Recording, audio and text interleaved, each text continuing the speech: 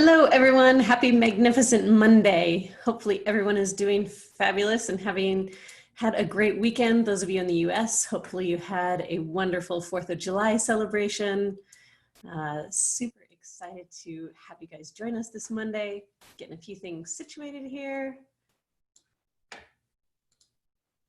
Let's see who is joining us. Erin, I'm super excited you're here. Hello, hello. As you can see, I am back in my home studio today. Last week I was in Big Bear. It's been an adventurous travel, a little bit of time over the last few weeks, kind of getting out of my home and just going to other homes just to kind of mix it up a little bit. Hopefully you guys have been able to get out and about as well. So as we're waiting for a few other people to jump in, Erin, I'm going to bring you on to video, and Melissa should be here joining us any minute as well. Hi, Erin, can you hear me? Make sure my microphone is working as well. Hello, can you hear me okay? Erin, can you hear me? No, maybe not. Maybe my microphone's not working. Can you hear me? I can't hear you either.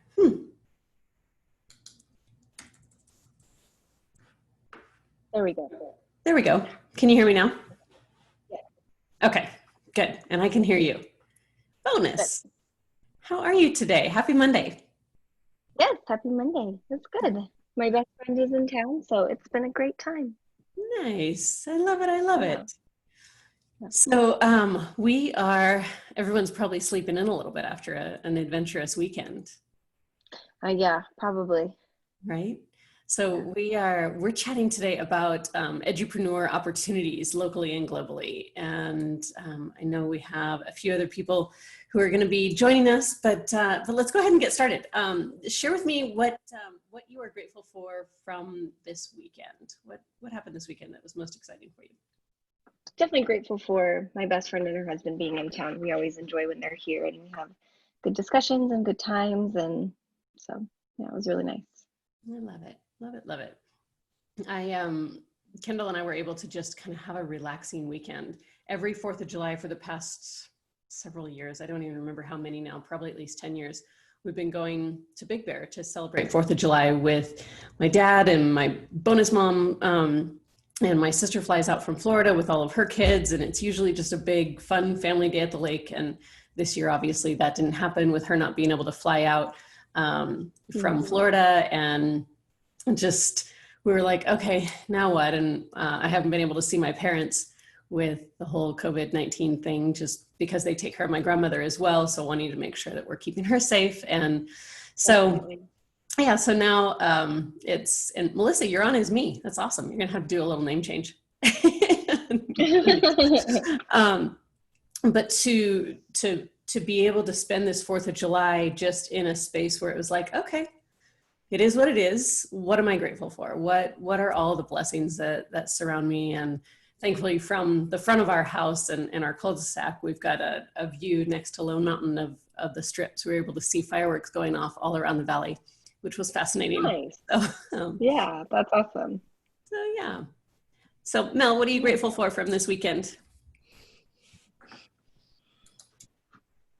What am I grateful for this weekend? I got to spend some great time with Lisa yesterday, helping her move into her new apartment. So I got to spend some time with her yesterday. So it was great. Being close to people I love in California makes my heart really happy. So I'm super grateful for that. For sure. And you've got a little bit of June gloom going on behind you. I do. Looks like it's burning off a little bit. It was sunny this morning when I went for my beach walk. And then like the gloom started coming over. So it's July, but June gloom usually kind of lingers a little bit. So I'm super excited to have Erin joining us today.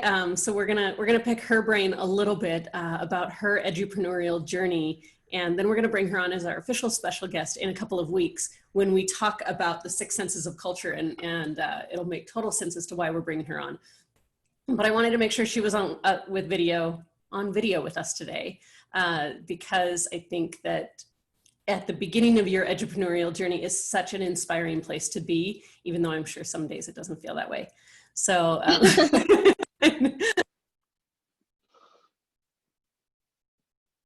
isn't fun. What am I doing? This is crazy. What did I get myself into? But knowing along the way, when you look back, you're like, yeah, I guess that was a lot of leap of faith and a lot of, and Mel, I know you can relate as well. When you start out into this, I'm going to go out into the world and I'm going to create my own job, and I'm going to create jobs for others, and I'm going to make an impact on my own, and I'm going to be my own boss, and I'm going to, really amplify my own value that I bring into the world. It's a little scary. So Mel, do you want to share just like when you think about that first leap of faith that you took way back when, and I want you to think about the very first time that you went out and created your own job. And, that could be way back to your very first personal training client. I remember exactly when it was. What was that like? Well, I basically told the facility that I was working for, so I was an independent contractor at a physical therapist's office, and there was just some bad juju that was going on, and I basically told the owners to go stick it. And quite honestly, I left and I was like, oh God, now what? What am I going to do? And I didn't even think.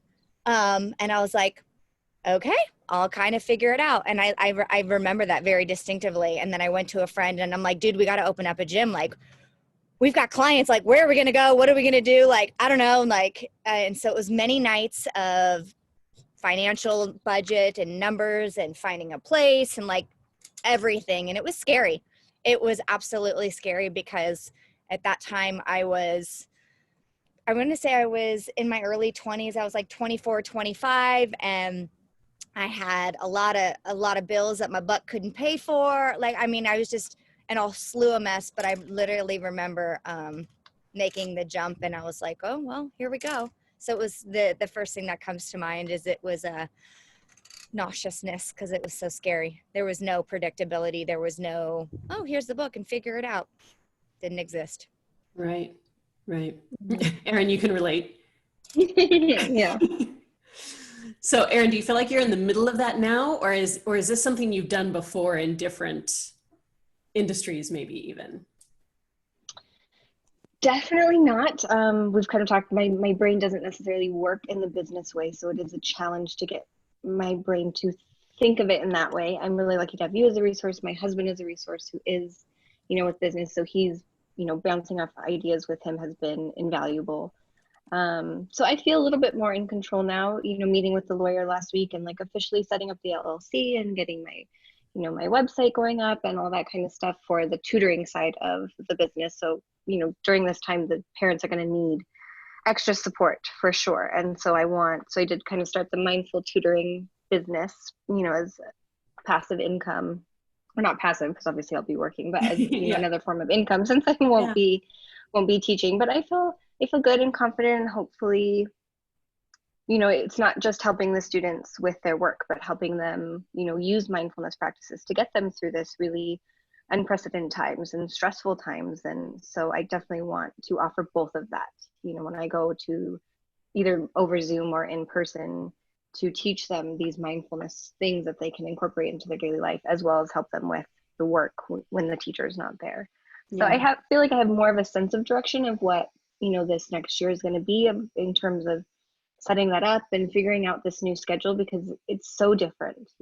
How I use mindfulness in my classroom is not necessarily going to be how these teachers do, since they're only going to be seeing the students twice a week. And so navigating that and figuring that out while being able to make some income through the tutoring. So I'm feeling a little less scared. Yeah, it's good stuff. And I love that you're taking this leap of faith and pivoting, even from when you and I met, when you were working at Woodbury Middle School, and as a teacher in the classroom and going, this is the stuff I'm doing in the classroom to really impact student behavior and impact their learning in a really positive way. And I got certified, and I want to share this with other teachers, and what do you think? And so taking it from that concept and now allowing it to evolve and allowing yourself to pivot and feel into the need of the community is really brilliant. And it's similar to what Melissa was sharing is, you know, hey, we still need a gym. Like we've got clients who still need our services, and how do we pivot? And that's really, I think that when that spark comes in, where it's like, this is a need, and I know that other people have the same challenge, and I know that I can fulfill this need really easily. We often as entrepreneurs, as edupreneurs, kind of get caught up in the how before we actually start landing the plane with what am I doing, why am I doing it, and when am I going to hit these targets. The who and the how tends to fall into place. Like we talked about several weeks ago, we talked about the dominant brain frequencies and how our brains are wired. And depending on how your brain's wired depends on really where your brain wants to go to first. And if we're not rooted in why, then the journey really takes a lot longer, and it becomes a lot more challenging. So it's one of those things where, Erin, I'm hearing you talk about like parents are going to need this support, and teachers are going to need this support in understanding how to navigate through student behavior while they're trying to teach them the content that they're trying to teach them. And you've got the skill set to help them with both of those, which is phenomenal. Not only to help parents so that their students can get their work done while they may be at work, they may not have the patience or the, the capacity. Some days as a parent, you're like, yeah, I'm barely trying to get you out of bed and to eat food, let alone to teach you something. Like you're not listening to me for anything, let alone me teaching you how to do something. As a parent, that's such a challenge. And so for you to see that need and to pivot into that space is so valuable. And I think that as we have this edupreneur conversation, you hit the nail on the head when you said, I don't have that business mindset yet even. And what I want to encourage you and everyone else to think about is you actually do. It's your intuition guiding you. You just may not know the check boxes and the paperwork that needs to be filled out, but you absolutely do have the business mindset. It's actually taking the word business and going, this is just how I want to operate in the world. This is how I want to deliver my widget, whether it's a physical thing that you're creating or whether it's a service you're providing. This is how I want to deliver it in the world. And this is how I see things flowing. And this is my vision. And that's business. There's nothing scarier to it. I think that so often we talk about having a business degree, or we talk about, you know, getting your master's in business, or we talk about being a CEO, or we talk about all of those things. And they almost are like these big, scary words, when in reality, and I think about this often, the more that I am mentored by people who are running $100 million, billion-dollar businesses, and I'm in on the meetings, I'm in on boardroom meetings. And I think back to being in boardroom meetings, gosh, early on in my career, as I started getting promoted in the corporate world and sitting there. And I remember kind of being scared and freaked out, like, wait, what am I doing? Who am I to be in this meeting? And yet listening to it all. And I'm like, this is kind of common sense. It's not, there's no rocket science going on. Is there innovation? Absolutely. Are there new ideas happening? Or is there collaboration where it's sparking innovation? Yes. And things that I wouldn't have thought of? Absolutely. But it's not rocket science. It's communication, it's collaboration, and it's human behavior. And as a teacher, as an educator, you guys do those things. That's what you do. And so I really want, with this work that Melissa and I are doing, and the work that, and the course, the Educator to Edupreneur course, it's really showing you that you know how to do this. I'm just showing you the pathway. And I think Kendall and I were talking about this weekend. I said, I think the journey of life is really simple. It's about having someone in front of us shine a flashlight behind us on our path, and us going, oh, now I see it because someone before us was shining a flashlight there. And then us taking that flashlight and shining it behind us for the next person. I truly believe that it is that simple, and that's what we're all here to do. No matter what topic it is we're meant to share, what it is we're able to create. when we lead from that place of we're meant to learn from those before us and shine a light for those behind us, life becomes a lot easier and more in our flow. Mm-hmm. So as we get into this conversation about different edupreneur opportunities, what comes to mind for you guys or for anyone watching? Go ahead and type in the comments or comments below or in the chat box. Go ahead and let me know what are you guys thinking in terms of what is that hurdle to owning the edupreneur word, or owning that term, I'm an entrepreneur, or I'm a business person, or I'm an edupreneur. What's that edge?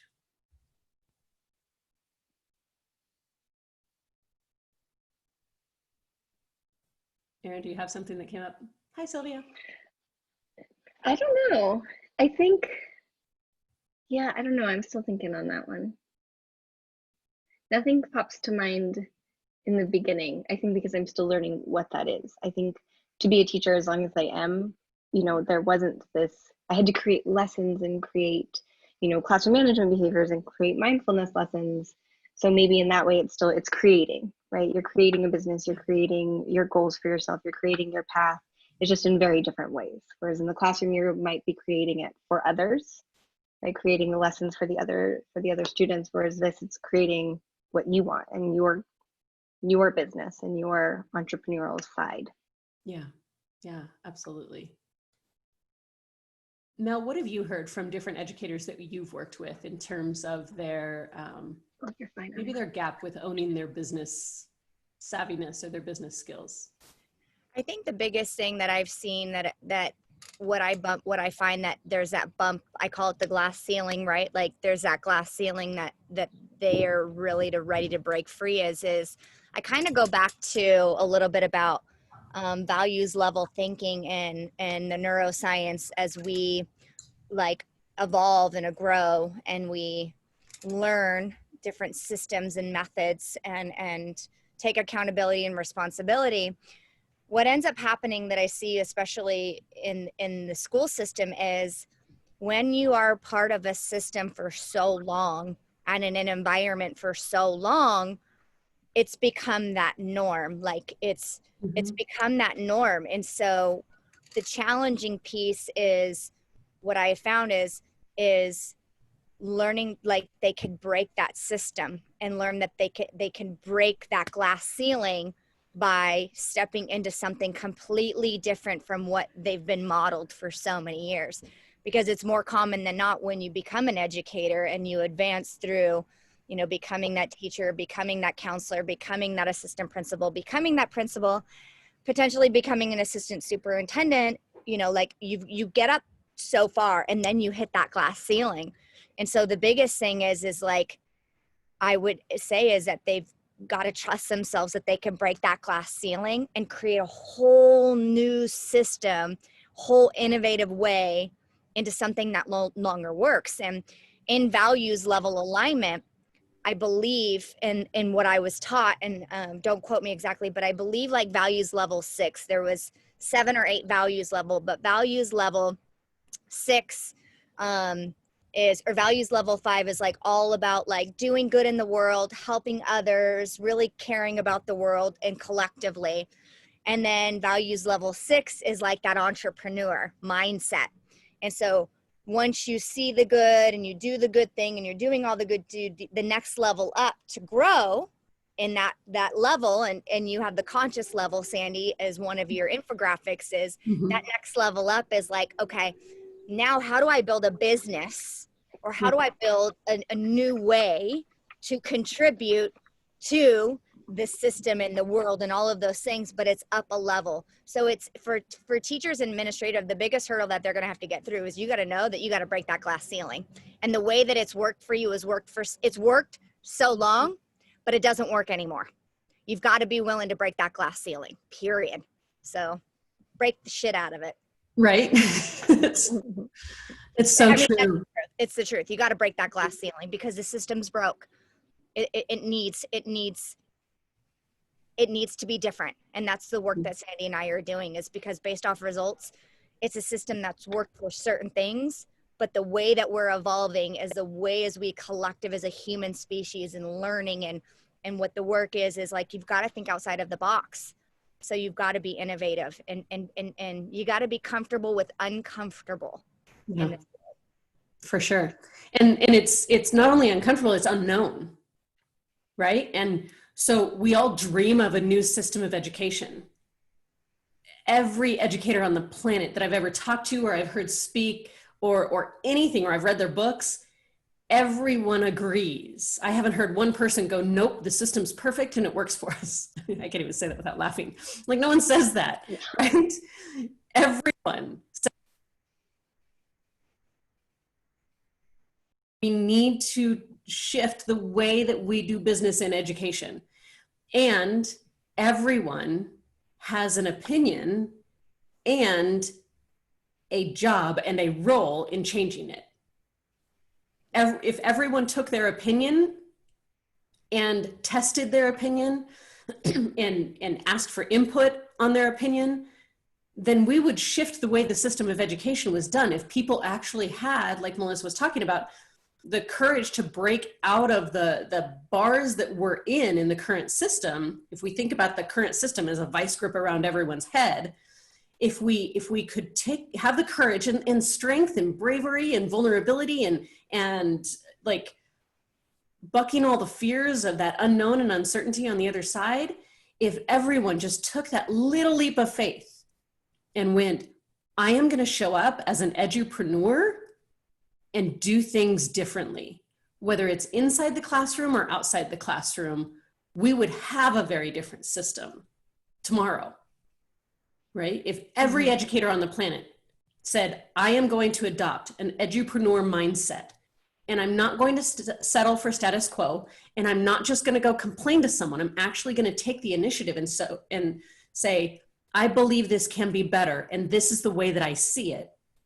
Who wants to test this with me? Because that's what it's about. It's not about saying my idea is the end all be all and everyone needs to jump on board. It's, hey, who wants to test this with me? And let's see what works and pivot along the way. Because even as we look at rocket science, right? Let's talk about the space shuttle launch. When we go back to way back when we put a man on the moon, like that was an evolution of a lot of mistakes to get there. And then we look at the mistakes from then until now that have happened with space travel. There have been a lot of catastrophic mistakes and a lot of little ones along the way, but no one gave up. No one stopped pushing to shift the system. And now we look at what we're doing and we look at what SpaceX has done. And we look at, things that are happening around the globe and we look at the collaboration globally that's happening. That's how we've done it. That's how we've done something that at one point in time was insurmountable. So we need to be connecting globally in order to shift the system of education, because it's no different. My friends in Australia, my friends in South Africa, my friends in Canada, all over the world, they're facing the same challenges of a broken education system that wasn't built for today, because they couldn't have built it for today because they didn't know today would exist. Today, I mean, we think about some of the things that are happening today, and we're living in the Jetsons world in a lot of ways. We don't have flying cars yet, but we have airplanes, so it's kind of close. Actually, Google was at Lake Las Vegas. Google was doing their flying car testing. They just gave it up, but for the last 2 years, they've been out there, and celebrities have gone to go see it, and so Google's working on it. Look at Melissa's face. I love it. Google's working on things that you wouldn't have thought. I mean, when Google, or I did at least, until I realized what Google was. And then Google changed to be the ABC company, and everyone was like, why are you doing that? That's weird. Well, it's because they're thinking forward. They're thinking, how do we break the box? How do we break out of the vice grip around our head and think different and go, what if someone had everything that's happened in life has been because someone has a random idea and goes, what if? Right down to the basic, simple things that we have the kids create within Genius Camps. And there was one of the, I forget what country it was. Those of you that are watching around the world, you'll remember that from our Genius Camps, there was a little girl that actually found a way to take care of the dog waste. And we think about it here in Las Vegas, like we have all the little places, I'm going to call it dog waste because that's more polite than anything else. We have all the little things on our walking trails where it's got a little trash receptacle and it's got a little baggie that you can take out so you don't have to bring your own from home, so that as you're out walking your dog, you can take care of your dog's business, right? Well, this little girl came up with something, and I want to say she was in Australia. I'm just forgetting exactly where she was, but in her community, they didn't have anything like that. And so out of her care for connecting with one of the global sustainability goals of life on land and really protecting our planet, and really being caring about nature and caring about the things around us that grow and flow, she really saw that as a problem as she was out riding her bike. And so she came up with a solution, and I want to say she was 11 years old. It's because she thought there's got to be a better way than me rolling over dog doo-doo, whatever. Who we are as individuals and what we're here on this planet to do. We're meant to take all the information from those before us and process this in the only unique way that we know how. And it's going to take each of us, right? And we can have a similar idea to someone next to us, and we may want to partner with them, or we may have a similar mission, but a different way of going about doing it. Hey, let's both test it and see what happens. Because I don't believe that there's anything, I don't believe that competition is the way that we actually get ahead in this world when it comes to advancing the world of education. It's going to take all of us. I've grown faster in my work as an educator coach, as a school culture coach, as a leadership coach, by reaching out and collaborating than I ever would have on my own. And I know there's a ton of memes and a ton of things out there that show that in more eloquent ways than I could articulate. But it's truly about, and Sylvia, I love your comment saying that in these past few years of being an edupreneur, it's about following your passion to make an impact on the next generation. So Sylvia, that's brilliant. And I totally agree that when we are strongly rooted in our why, it's not about competing with someone else, it's about collaborating with them in order to grow bigger, better, faster, stronger. So when Erin came to me and said, hey, I'm doing this mindful work in classroom, can you help me? I am an open book to help her. I'm also working on consciousness and mindfulness in our schools. But her niche adds so much value because her mindset is coming from her intuition, from her experience, which only adds value to what I'm doing. And she's reaching out to me because I'm adding value to what she's doing. Neither one of us knows it all, but together we can make a bigger impact. Same with Melissa and I. When I think about how Melissa and I started collaborating, at the time she was working for Creating Change Now and doing school gardens. And I really didn't see the synergy other than it's what's good for school culture and doing what's best for kids. I didn't see as much synergy as we just kept working together. We kept having conversations. We kept going, we're meant to work together in this world. I just don't see the overlap yet. And we see it so clearly now that her passion and purpose is around individual wellness and well-being and nutrition and taking care of yourself, mind, body, and spirit, right? And without that, and I talk about that a lot. If you're not paying yourself first, how can you show up as your best self for your students? So without her taking care of that piece and really focusing on that, it would be a missing piece to the puzzle of me looking at this holistic picture of how do we revolutionize education. So again, when you think about starting your world as an edupreneur, it's not about competing with anyone. It's continuing to have open, honest conversations to collaborate and move forward together. So what I want to dive into is really kind of an open dialogue with you guys and with everyone who's watching and can type in the comments or the chat to be able to.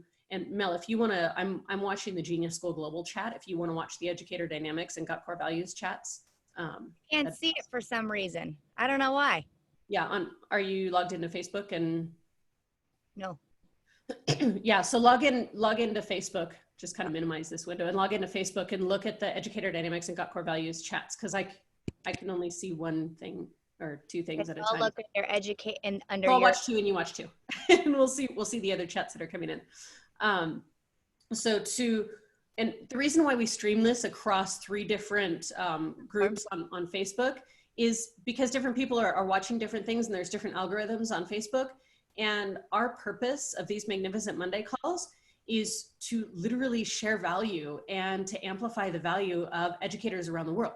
So any way that we can connect, that's what we're here to do. It's not about us, it's about all of you. And so today especially, I want to talk about what are the opportunities as an edupreneur. I want us to brainstorm, and I want you to brainstorm for yourself and really think about what can you do from where you're currently sitting as an educator, no matter what role that is. Have you retired already and you don't know what's next? Are you a classroom teacher going, this new system is going to be crazy and I don't know what it is, and I don't know whether I want to be a part of it or don't want to be a part of it.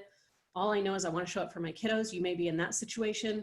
You may be a school leader, a principal, or a member of the administrative team at a school and going, this new world's going to be crazy. How can I support my staff through it? You may be a parent who's passionate about education, making a difference for your kiddos. Who's thinking, hey, I want to possibly homeschool, but that thought is a little bit crazy and a little bit adventurous at the same time. You may be a community partner who is passionate about education and you want to give back and you want to be able to pivot a piece of your business or maybe your whole business to provide a product or service. Or you may be a classroom teacher going, you know what? I want to take the next year and design my new product or service and get out of the current system of education and create new alliances in the new education revolution, whether that's through the work that Genius School Global is doing that I'm involved in, or other organizations that are doing a lot of things. I know Mind Valley is doing a lot with their education events around mindfulness, and they have so many different topics where you can partner with them. So and Sylvia, yes, there are so many opportunities globally. And so that's really what I want to take the next 20 minutes or so to talk about is what are those that the rest of you are seeing? Those are some that are in my periphery, but again, my periphery is only so big. So it's going to take all of us to go, hey, what are these different ideas that we're seeing within the world of education that are opportunities not only for us as individuals to tap into, but maybe even collectively, a group of us go, hey, that's really cool. Let's jump in and see if we can help there. So anything else you guys are seeing that as opportunities other than things that I mentioned? So I did a fellowship a couple years ago with a company based in the UK, and it was teaching. So it was taking teachers from the Western world, Australia, UK, America, and taking them to places that were very underserved, Uganda, Tanzania. And we did a month-long fellowship where we went and we got to know the teachers and we spent time in their classroom to see, okay, what exactly do they have to work with? What are their resources? And now that we understand what resources they have, how can we help them use those resources to increase their pedagogy, to increase their classroom management, to increase their teaching styles? Because so many of these places, a lot of times you get a high school degree, here's a classroom. Well, we all know that there's so much more than that, but these countries don't have the training to do that. So I definitely went thinking, I'm going to go train teachers, but I will say I learned just as much from them as hopefully they learned from me in terms of watching them teach a class of 100 second graders, I kid you not, and they were perfectly quiet and listening and kind of go back to the basics, to be reminded that you don't need all of this crazy technology to be a great teacher, and kind of what that looks like. And being around 30 other like-minded people who want to help, who love travel, from all over the world, the teachers, I learned so much. That's kind of where I started this mindfulness thing, as we started talking about using mindfulness, and one of the girls was kind of using it in the classroom, and that's where this kind of snowballed into, okay, this needs to be done. So that was an incredible opportunity, and I think they do it both in the summer and the winter for people in Australia who have different ones, and they're all over the world and continue to expand. So that was a really special time. Yeah, absolutely. Mel, what about you? What else are you seeing? I was trying to think of that, and I mean, think about the different gardening opportunities that you've seen pop up? Yeah, I mean, the one thing that stands out very vividly in my mind was probably about 2 years ago, I had the opportunity to fly to Berkeley and visit the first um, like school garden and nutrition education that was literally woven into the curriculum, and it was by Alice Waters, and she's like the school garden queen and nutrition garden queen. And my point being was she actually built, it's called the Edible Schoolyard, and it is in a middle school in Berkeley, and basically it is part of the curriculum. It's a non-negotiable. So like every single child that goes to that middle school will experience gardening as one of their actual classes, you know, nutrition, teaching them how to cook, teaching them basics about food. Like it is a staple in the curriculum in the school garden, and it's been there for many, many years. And she basically brings educators from all across the United States and probably globally to her Edible Schoolyard. And she was like, hey, I built this here. Like, this is a non-negotiable. Like, they have this massive portable that has like cooking tables and a grant. It's it's $100,000 probably project. But the point being is she brings educators there and says, hey, like, this is now a staple. This is now a part of our curriculum. This is a non-negotiable. We teach this through all grade levels, 6th, 7th, and 8th, and it's a staple. And like, I was crying. I was like, oh my God, every school needs this. Oh my God, like this is a must. But how do I say this? It's one of those things where schools are like, well, that's not one of the common core, you know, things that our kids need to learn, so we're not going to make it work. And I'm like, bullshit. Are you kidding me? Like, you can teach science, you can teach math, you can teach arts. Like, are you kidding me? Like, we've got to teach our kids where their food comes from, and we've got to teach our kids that it's important that to take care of their brain and their body and eat food that actually is good for them. Like this is a non-negotiable. But again, I can get on a soapbox. Don't let me get on a soapbox because I will, because I'm super passionate about it. But Alice Waters broke the norm when it came to school garden and nutrition education as being the forefront of teaching our kids the importance of taking care of themselves.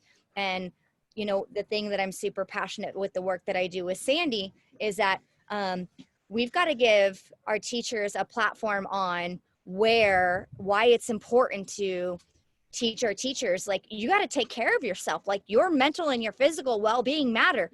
You are in front of 25 to 30 little humans every single day.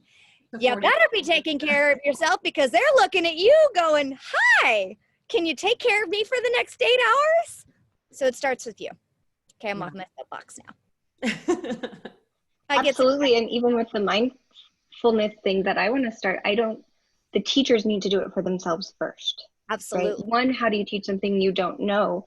But two, there's been very few studies done in mindfulness, you know, scientific studies, but one of them that was done, teachers in Boston had to take a 6-week mindfulness course just for themselves without even teaching the children mindfulness, without even telling the children that the teachers were doing this. There were shifts. Reading scores went up. Yelling went down. Classroom management became easy. And that wasn't even the kids using it yet. So you're right. If the teachers take care of themselves and they're in a better place, like you said, body, mind, you know, that is what mindfulness is as well as nutrition. It's taking care of your body. It's taking care of your mind. I mean, mindfulness lowers blood pressure, increases happiness, reduces depression, anxiety, all of those things. So it has to start with you first. And then you can show up better for your students. And then I think the students know. You know, the students would even tell me, like, Miss Curtis, I think we need to meditate today. They would feel it once they did it. And I loved that they would be able to call me out on it. And then I would meditate with them, and then we would start fresh. But it is absolutely starting with the teacher outward.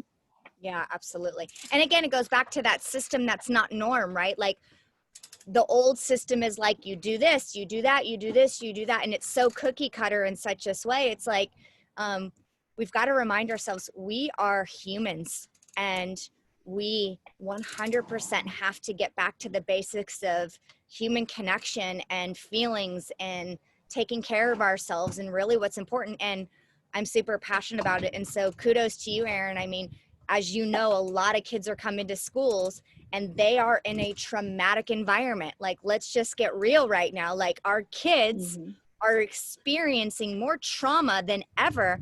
And so our environment that we create for them matters more than anything. And so we have to literally create that for ourselves so we can emotionally and physically hold space for the babies that we are working with day in and day out. But it starts with us. Yeah, absolutely. And Sylvia's chiming in and saying, this is why I'm pivoting my healthy snack business to provide for working moms fuel for the mind, heart, and gut, to connect with our three brains. And Sylvia, it's so vital when we think about nutrition and we think about mindfulness and we think about all those pieces and we look at how we're evolving as a human species, right? We think about where consciousness was back when the system of education was created, and we were doing as good as we could at that point in time with what we knew, because when we know better, we do better. And that's just one of those things that's part of growing and learning. And as an educator, one of your core values, whether you choose to articulate it or not, is growth and learning, because it is a visceral reaction for every educator I've ever met or ever watched, that if a child is not growing and learning to their potential, it's a visceral reaction. It doesn't mean you're angry with them, but it's a visceral reaction to, gosh, I know you can do so much better. And I feel it for you. Every educator on the planet has that. And it's because you value, as a core value of yours, growth and learning. And a piece of that growth and learning means that we're evolving our own levels of consciousness. And so as we know better, we do better. And so really cutting everyone some slack along the way and knowing that all of our colleagues are doing the best that they can right where they're at in their journey. And if everyone showed up with that basic assumption, that generous assumption that everyone is doing the best that they can with where they're at right now. Everyone. Because if I came along and I said, Melissa, you're not doing your best today, what's that feel like? Poop. Feels crappy, right? Feels like shit. She says poop all the time. I think shit. But it's like, no, I don't want to shame you. I know you're doing your best today. Is there anything that I can support you to get back to you feeling centered or in your rhythm? Because even if someone is grumpy, they're grumpy for a reason. They have had something viscerally happen to them that has gotten them off of their game. So if, as educators and as edupreneurs, we assume that everyone is doing the best that they can, because to think anything otherwise is diminishing, and it doesn't get the best out of anyone, and it definitely doesn't get the best out of us.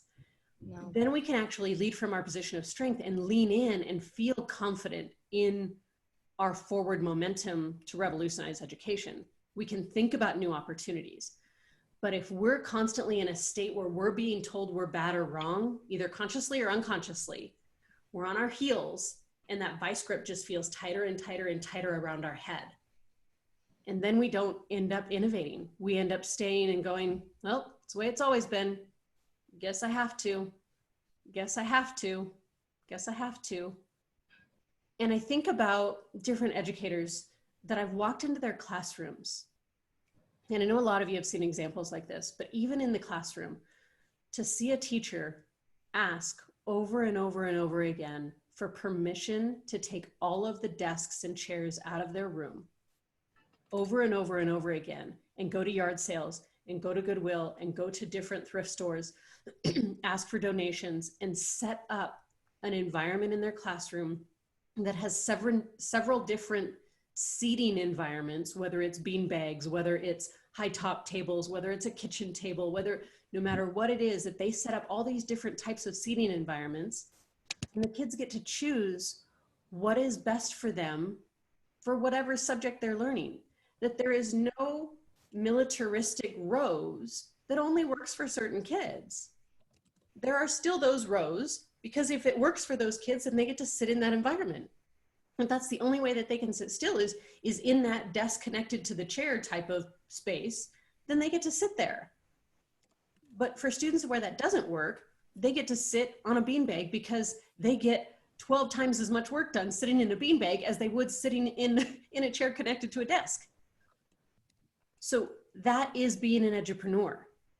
That is being innovative. That is amplifying the value that you bring to the table and the innovation that comes to only your brain to go, I know this is what's best for my students, for myself, and for the system of education. To model and teach and show and take action on what I know is important and valuable. So it doesn't necessarily have to be you creating a brand new piece of software or technology that you sell $1 billion worth, and that's the only way you're successful as an edupreneur. That's not the only way. Yeah. You can just pivot the environment in your classroom. And that's what we're going to talk about on the 20th, when we talk about the 6 senses of culture, when Erin's our special guest, and be leading into the space of how you're creating your environments and why that's so vital.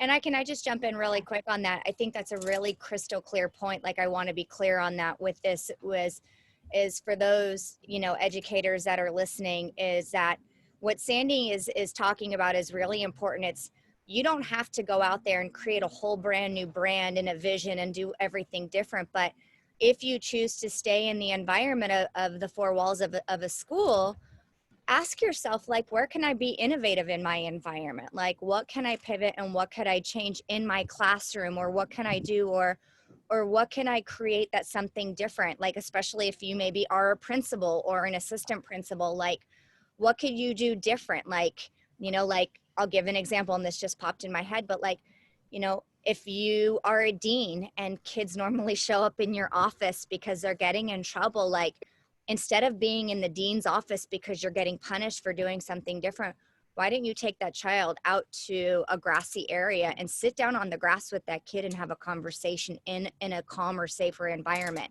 Teach them to feel safe and different. Like, it doesn't have to be in the dean's office. Like, you as a dean can go and take that child and sit outside on the grass and have a conversation and be like, hey, what's going on? Let's talk about this. Versus that sense of like, oh my God, I'm going to get punished today. Like, that's where the innovation comes. It is shifting that environment, and you can create that if you want to. You can create it as simple, Melissa. Yeah, I love that. Go ahead, Erin. Yeah, there's so many, you know, the mindfulness in education is sweeping the country right now. And there are a lot of deans and principals who are choosing to put them in a calm room, almost like a meditation room with soft lights and with music, and kind of like she was saying, just somewhere else where it's not this bright lights, scary environment. It's like, let's sit, let's be calm, let's take a few breaths, do a couple meditation, and now let's talk about what was going on. So we can both handle this from a calm place, not this angry place. And I think that's such a big shift, you know, because when you get there, you're scared. The dean might be upset. So you both need a moment to come, breathe through your feelings, and then handle it in a way where you're not from your bear brain, right? You're from your human calm brain. And the situation's still going to be the same. You still might be angry. You still might be upset. You still might be really mad at the person who pushed you or whatever it is that you're dealing with, but you can at least talk about it from a calm place of understanding. And the dean as well. If they model that, oh, I need 2 minutes of, you know, breath before we handle this too, and kind of having them do that together, I think that's really powerful. Yeah. And Erin, can I just ask you really quick, because we have someone in the chat, and maybe you could just jump on, like, you know, she's like definitely changing the environment. And she was like, but it all boils down to test scores, right? Like, it's all about the test scores. It's all about the test scores.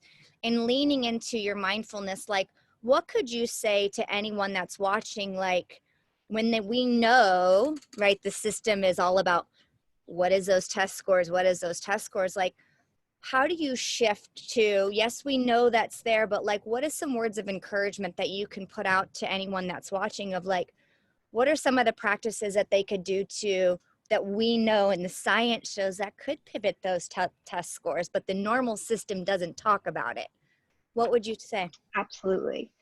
I know, I get it, right? When I, you know, come to teachers and like, you really need to try mindfulness. And they think, oh, just one more thing I have to do. Are you kidding me? I don't have time for everything that they're piling on. And now you want me to do 3-minute meditation with my kids? Like, no, those 3 minutes are valuable. What I can tell you is you're going to get those minutes back tenfold, because the kids, like, my classroom management has pretty much gone to nothing. You know, it takes a while. It takes 8 weeks. Even my 6th period class, it honestly took them until January to kind of really get on board, but you get those minutes back. You do. And especially with testing, you know, obviously we didn't get to test this year, but last year we kind of talked about strategies of when you go into testing and test anxiety. And so many of these kids have test anxiety. They know it's this big deal, especially our accelerated kids who can help them for our test scores, right? But then they go in and they bomb the test because they have test anxiety. So we work with that throughout the year so that when they go to testing, we practice, okay, how are you going to meditate? How are you going to bring yourself down? And they've been using it in, you know, these really high rigorous private schools where, you know, suicide rates were up and stress was up and pressure was up because they put so much pressure on themselves, just like we put so much testing pressure on these kids. So that can help them do better because they're not as stressed. They're approaching the test from a calm place, and it can increase their test scores. I'll just give you one example. I have several, but a girl this year after her first quarter report card, and this isn't testing, but it's grades and accomplishment, she came up to me, she showed it. It was B, C's, and D's. You know, it wasn't amazing, but she said, Miss Curtis, this is the very first report card in middle school that I've never had an F on it, and I know it's because I'm practicing mindfulness. I had another girl at the end of the year at 8th grade. She said, I didn't think I was going to pass 8th grade. She said, I failed 7th, you know, subjects in 7th grade. I had to take summer school. I for sure thought I wasn't going on to 9th grade. And she said, I think it's because of mindfulness. And she said, Miss Curtis, you need to spread this around. She's like, people need this. She's like, every single middle schooler needs this. And, you know, she's talking from her perspective, but I think every student needs this, and it will help with testing. It will help with grades. Mm-hmm. So you will get that time back. Thank you so much for talking about that. And for those who are watching, like, I think especially like, again, for, you know, those principals that are watching or APs that are watching, like our higher leaders watching this, like, again, you know, rooted in the neuroscience, like we know what you said was very distinct. Like it took like 8 weeks, if not longer. Like it's not going to just happen overnight, right? Like, and I know this in the neuroscience, it's what I do and I coach for a living. It's like, it takes that repetitiveness and that acknowledgement and that repetitiveness and that acknowledge. And then eventually it's like, there it is. There it is. And so thank you for sharing that, Erin. And I just want to acknowledge you for doing this work. You are the change that we need to see in the world. So thank you. Thank you. I'm super passionate about it too. It needs to be everywhere. I couldn't agree more. And there's so much when we look at the way that the system of education is still stuck on data and test scores. And so in looking at the feedback that we often get and feeling stuck between two worlds as educators, it's like we know what works. We've seen it. We have these examples, but the greater system is not serving us to continue down that path in a way where we don't feel torn, or we don't feel this gap, or we don't feel like we're being pushed and pulled, or like we are the middle of the tightrope, right? We're the tug of war. And in order to get out of that tug of war within ourselves, we need to look at what actions are we taking on a daily basis, and what are we feeding our brains, and what are we actually contributing to. So one of the reasons why I got connected to Genius School Global and the work that we've been doing over the past 3-4 years in really leading up to be ready for this education revolution that's happening at a faster rate than it would have had we not had a pandemic. So there's been a lot of trauma from the pandemic, and there's also a lot of revolution happening because of it, which I think is a good thing. I think it's painful while we're going through it, but I think at the end of the day, it's a good thing. And so when we look at Genius School Global and what they're doing, and being able to put yourself in an environment, whether it's Genius School Global or whether it's something else, to go, you know what, I'm going to surround myself with other educators, other edupreneurs who are pushing boundaries so that I don't feel alone, so that I don't feel this tug of war on my soul on a daily basis where I'm being told I can't, but I know it's working. And I know when I do it, I feel joy, I feel fulfilled, I feel this, you know, this renewed sense of purpose and passion in why I became an educator in the first place, when I'm doing the things that I intuitively know are working, no matter what that is, whatever innovation that is for you. If you can surround yourself with more people who are also doing that, even if you're staying in the current system because of your benefits, because of your paycheck, because of your Maslow's hierarchy things, which is all vitally important. I will never tell anyone to jump ship. I will actually tell you the exact opposite. Stay where you are, stable financially, before you make a leap of faith, in order for you to not take away, sorry, that was my chapstick that just fell on the ground. Excuse me. You need to make sure that your basic needs are met before you take a giant leap of faith as an edupreneur. But in order to make that shift and have it happen over time, it's about looking at different systems and looking at different organizations to become connected to. So I chose Genius School Global because I am aligned with where they see the child-centered quantum learning, teaching children how to learn system of education. If that is at the core of the new system of education, is teaching children how to learn, not what to learn, but how to learn, and focused on quantum learning, focused on child-centered learning, focused on whole child, that's what I want to be a part of, because that aligns with my soul's purpose.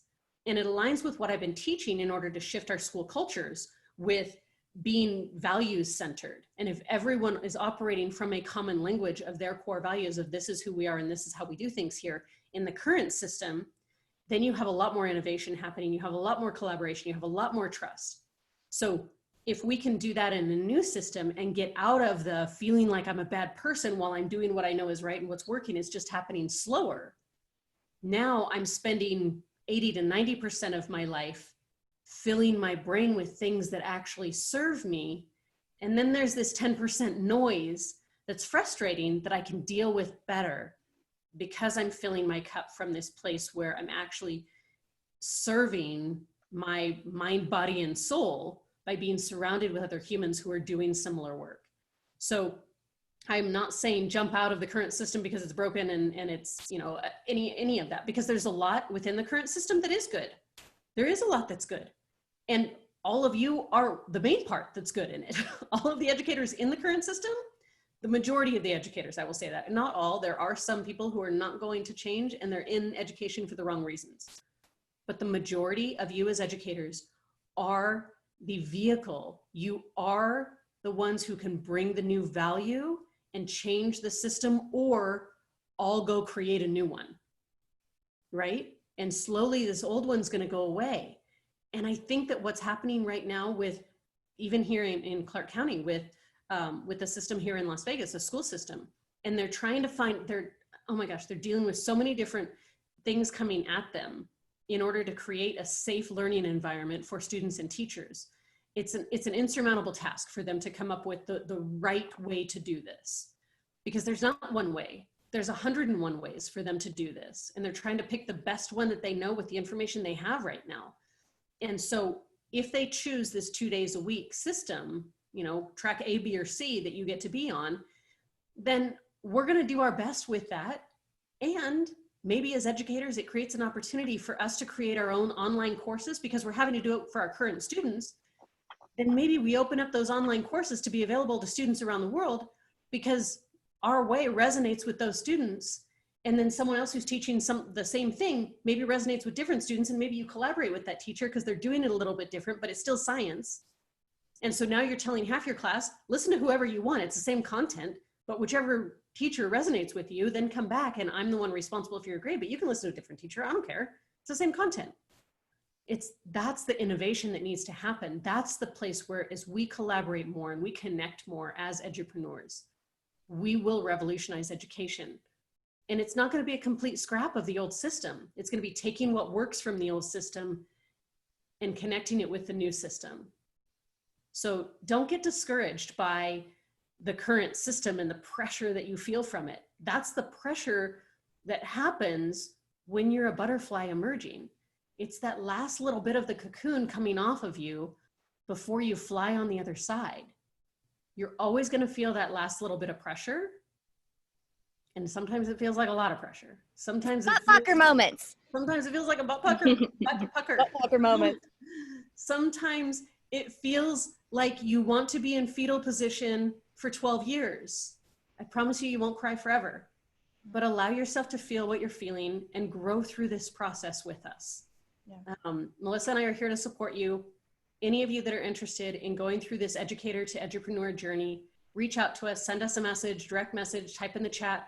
we're happy to have a one-on-one conversation with anyone about it. Walk you through our program, or even what you're doing. Maybe what you're doing is right as well. But we're here to support you and encourage you along the way. Know that you're not alone. So I wish you all, any final comments from you guys or anyone else that's watching? Yeah. Awesome. Good day. Good start to the day. I am so excited to have you guys all here and joining us. And I so appreciate the chats and comments going on Facebook. I'm happy that we're able to stream live. And we will see you next Magnificent Monday. It will be the 13th of July.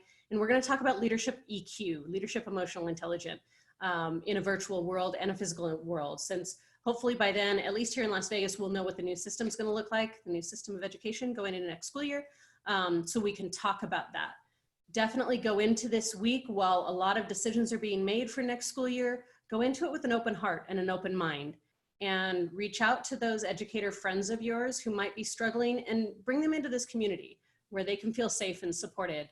Definitely be a part of our Conscious Educator Circle, and we're here for you. I wish you all a magnificent week, and we will see you next Monday. Thanks, everybody. One more thing, you guys, I just want to add in. Remember, it starts with you. You don't get what you want, you get what you are. So as you lead into this next school year, ask yourself, what do I want to practice more of? Where do I need to go internal to be more of? Whether it's mindfulness, whether it's being a better communicator, whatever that is, like, give yourself that permission to practice that first. And as like Erin does, she now exuberates that into her classroom. So have a great week, guys. Have a great week, everyone. See you soon.